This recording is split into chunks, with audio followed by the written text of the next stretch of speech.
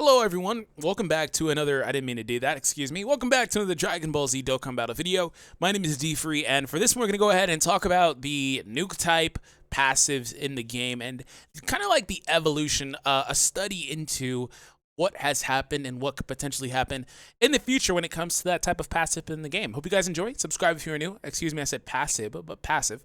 All that other good stuff. So let's go ahead and talk about it here today. So as far as this goes, if you didn't know what this is, attack boost per key sphere.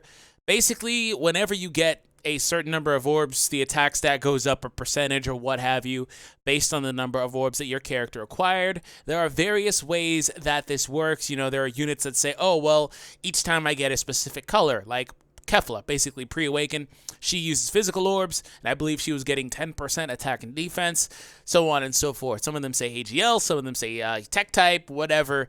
That is basically that type of passive. So that coupled with the Oolong and Puar items, and most recently items like the Dabura cookie, allowed people to change the entire board a certain color, and then use that character that has that type of passive to just get all the orbs of one color that they would want and hit incredibly hard, because they'd be getting 10% or 12%, you know, in the case of a TEQ cell and things of that nature. For a little bit of context into how that was a really good mechanic early on in this game's lifespan, before, you know, we started getting boss phases that were like, you know, 3 or 4, you know, events that had like 3 or 4 or 5, you know, boss phases, right? So when it came down to it, you can basically nuke the first round and then nuke the final round and you're good. Now, is it possible to still nuke bosses today? I would say yes, it's still possible, just because it's still an in-game mechanic. You know, you're going to want to play it a little bit differently. Maybe you don't take the traditional nuke type leaders and things of that nature as far as some of the newer end-game content, just because the events are so long. And if you have to go ahead and use the items, the Puar and Oolong items, until they open up those final 2 slots, you're going to basically be defenseless. You're not going to have any heals or things of that nature. And if you take the double nuke type leaders, you're going to be in a position where you just don't have the HP to sustain through the events. And that's kind of what led to the downfall of this mechanic when it came to later content. And just like I said, a few years ago when the game was new, basically all we really had to do was just kind of nuke events and you'd win. You know, that's how things worked out. So I wanted to talk about this specifically because I wanted to take a look at some of the newer ones. Now, when I was talking about nuke leaders, these are them. So these guys, I'm going to go ahead and pull up Frieza. As you see, just for context, there's one of every type. Well, there's 2 int ones because, you know, the Beerus is newer, but previously Beerus wasn't a thing and there was actually one of every type: AGL, TEQ, int, physical, and STR. Here's what they do. So they all offer 33% per AGL orb obtained for the AGL typing, which is Frieza, so on and so forth, and they apply it to the unit that would be of that typing. So as far as Frieza would go, you'd need an AGL type character that was able to use those orbs, somebody like this guy. So if you wanted to really nuke with this guy, he'd be able to produce his own orbs a little bit, which is something separate, which we're going to talk about just a little bit. But he'd then from there use 12% attack per orb obtained. That is an AGL orb that he gets. Of course, he has the heal effect, but you don't, I mean, that's cool, but, you know, that's not really the focus of the video, excuse me. But he gets 12% attack per AGL orb obtained. So that stacks with the Frieza, which is 33% more. And assuming that you have double Frieza leads, yours and a friend, you'd be getting 33 per leader as well. So, you know, you change the whole board blue, 33% per leader, and then the character's actual passive, which in this case would be 12%. Then you factor in links or anything like that, and all of a sudden you have these characters hitting for millions of damage way beyond their time, because this was, again, something that was incredibly prevalent before the game became just a nuke fest at this point, where every unit, you know, it's not good, quote unquote, unless it does like 1,000,000+ damage these days. And that's something that was really, really prevalent when it came to these types of units in the game. But this character's a really good example for what I want to bring up next. So moving on from him and away from the leaders, because I've already gone over the leaders. They're unimportant. They have separate passives, a lot of them. They just do different things. Now, in the case of Goku and Vegeta, they are actually really, really good because they're able to produce orbs as well. They produce orbs that would match up with their leader skill. So that would kind of help you in terms of maybe having one extra spot for a heal item or something like that. If you run natural orb changers, just naturally, like on the team, that would help you out. And of course, the awakened form of Goku, he gets 30% attack, and he still does that. Vegeta does the same thing, changes orbs to physical color from rainbow orbs. So the next thing I wanted to kind of cover as far as like the evolution of this, and somebody that really brought this to my head, to my mind, was Frieza, Cell.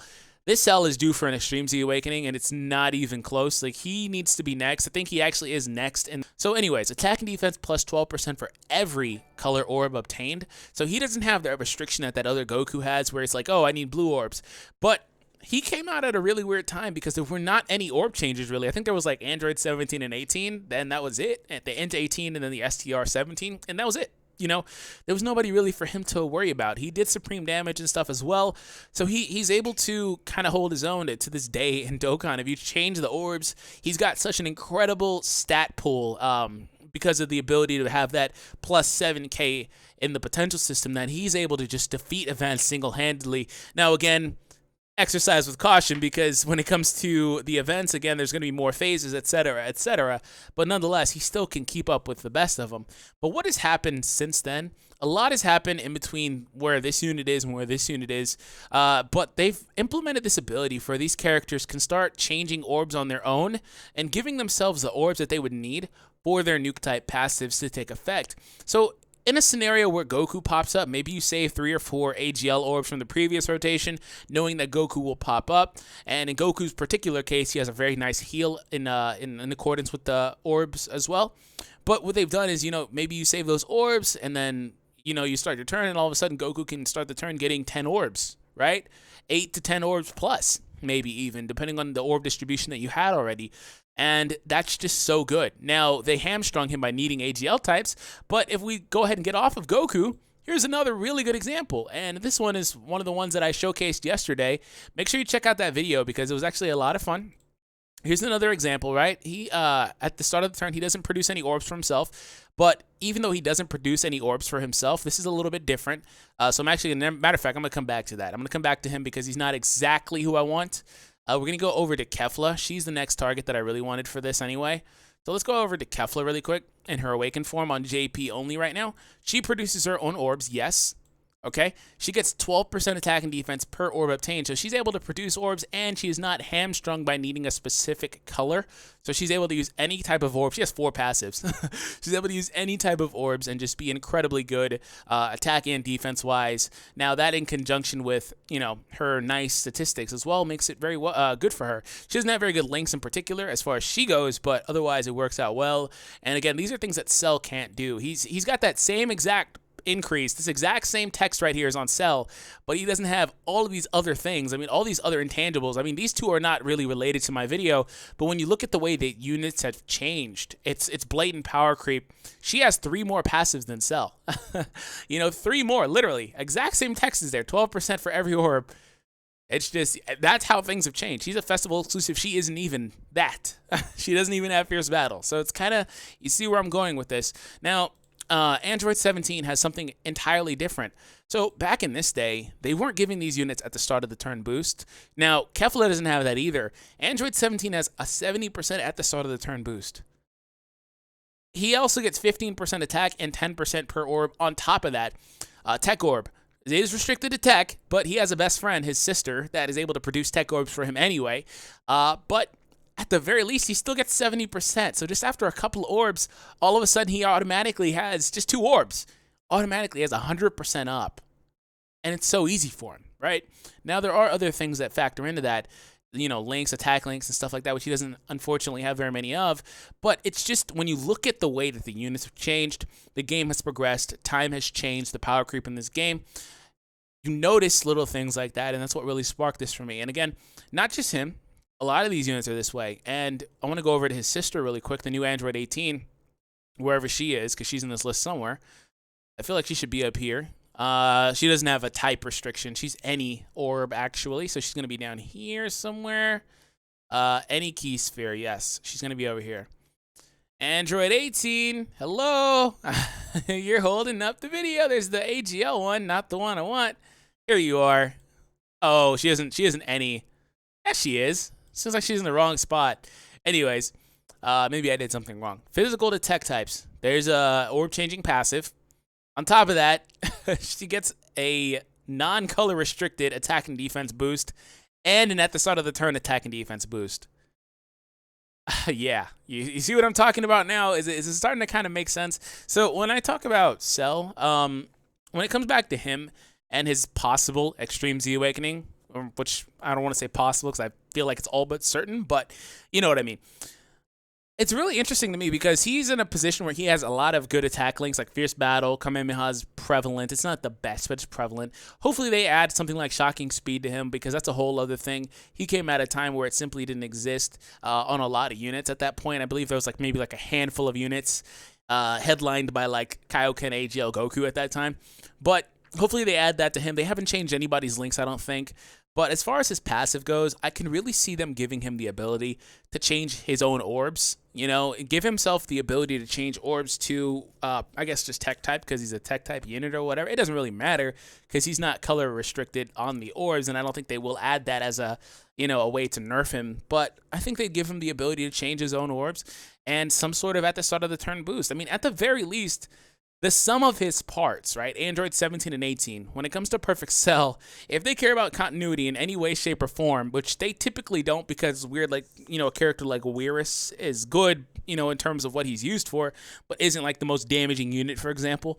But they care about it to some extent when it comes to like characters like Master UI, giving him dodges. Here, Rudigarn, even though there's no reason for him to dodge, they gave him dodges. They care about it in that sense. Hopefully at the start of the turn, he gets at least 80%, right? Now, I don't want to say he needs like 100% at the start of the turn because then he's going to be too busted in my mind, especially because, again, he has plus 7,000 in stats. That's insane, right? So I think that Cell's in a really peculiar position, and what could really change this for better or worse is depending on the Android category leader, because there will be one. There will be an Android category leader.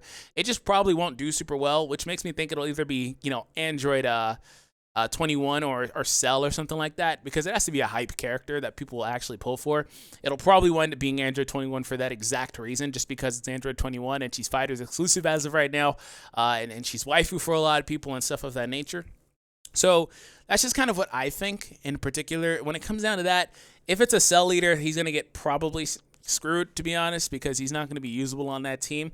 But if it's anybody else, which is why I would want it to be anybody else, then he's going to be in a really cool position because he's going to be under a nice leader skill.